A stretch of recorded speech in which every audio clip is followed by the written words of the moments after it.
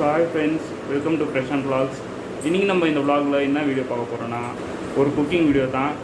So இன்றைக்கி மத்தியானம் lunch என்ன ப்ரிப்பேர் பண்ணுறாங்கன்ட்டு வாங்க வீடியோக்குள்ளே போய் பார்க்கலாம். வணக்கம், வாங்க. இன்றைக்கி மத்தியானம் லஞ்ச் ரெசிபி சிக்கன் பிரியாணி பண்ண போகிறேன். அதுக்கு என்ன தேவைன்னு பார்க்கலாம்.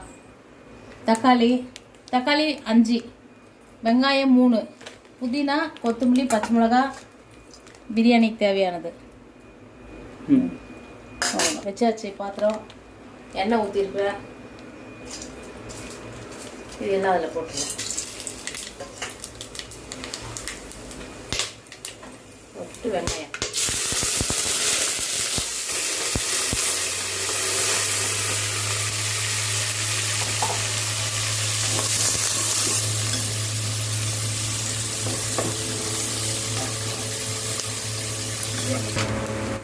இப்போ இஞ்சி பூண்டு 1 2 3 4 ஸ்பூன் இஞ்சி பூண்டு.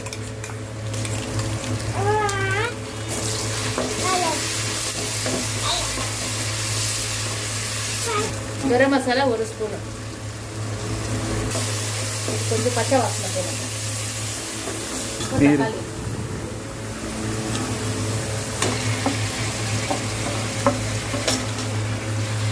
கொஞ்சம் உப்பு, அது வதங்கிட்டு மல்லித்தூள் கொஞ்சம்.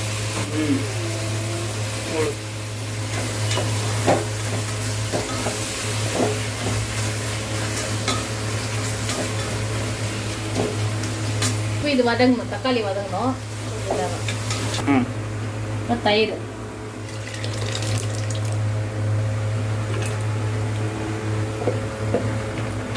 தயிர் 1/2 லிட்டர். அரிசி வந்து 3/4 கிலோ. அரிசி 3/4 கிலோ. சிக்கன் வந்து 3/4 கிலோ. Chicken 3/4 kilo. 1 ஸ்பூன்.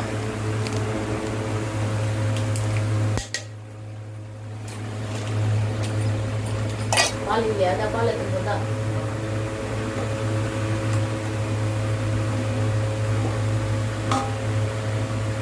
கொத்தமல்லி,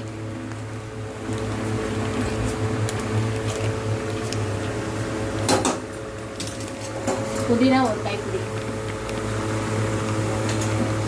மிளகா, பச்சை மிளகா. தண்ணி கொதிச்சுன்னா அரிசி போடணும். Chicken 3/4 kg. இப்போ எல்லாரும் என்கிட்ட கம்மிப்போம்.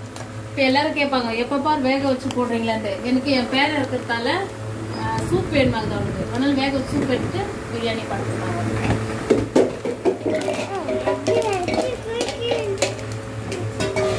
இப்போ இது கொதிக்கணும், ஒரு 5 நிமிஷம் கொதிக்கணும். கொதிச்சுட்டு அரிசி போடுறது.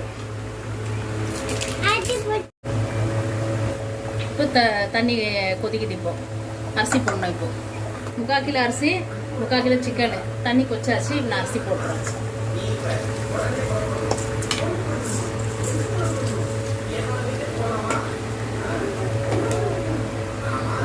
இப்போ தண்ணி வந்து நான் இப்போ இதில் இவ்வளோ அரிசி இருந்ததுனால எந்த மெஷர்மெண்ட் வந்து அளந்து போடுறது கிடையாது.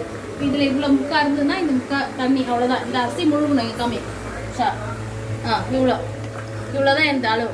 இது கரெக்டாக வரும். இப்போ இந்த அலசி ஊற்றுலாம் சரியாக போச்சு. இந்த கொச்சு தண்ணி இது இவ்வளோ எக்ஸ்ட்ரா, அவ்வளோதான். இப்போ இந்த அரிசியில் இவ்வளோதான் வரணும். இங்கே கிட்ட கம்மிங்க.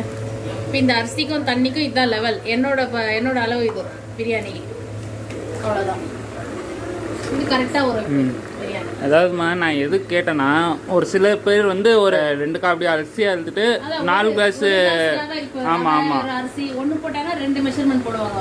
நான் அப்படி கிடையாது. இப்போ இதில் பவுலில் இப்போ 3/4 கிலோ அரிசினாக்கா இதில் தண்ணி, இந்த அரிசி முழுகிற அளவுக்கு தண்ணி வச்சிடும். அவ்வளோதான் இந்த அளவு பிரியாணி. அது கரெக்டாக வரும். அது வந்து மேலே வரணும் தண்ணி, அவ்வளோதான். அந்த அரிசிக்கும் மேலே வரணுமாமா தண்ணி ஊற்றுறது சரியா போதும். நம்ம எக்ஸ்ட்ரா அளந்தெல்லாம் ஊற்றணும்னாக்கா அது வந்து சரியா வராது. அது பிரியாணி கொஞ்சம் குழஞ்சிரும். இப்படி செஞ்சால் நல்லா இருக்கும். ஸ்டேஜில் தம் விட்டுடலாம். கரெக்டாக இருக்குது. இதில் நெய் ஊற்றிட்டு, நெய் வந்து 1 ஸ்பூன் தான் விடுவேன்.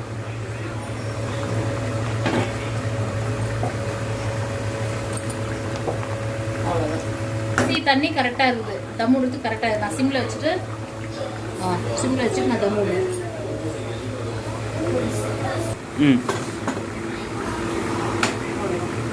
தம் விட்டுருக்கேன் ஒரு 5 நிமிஷம்.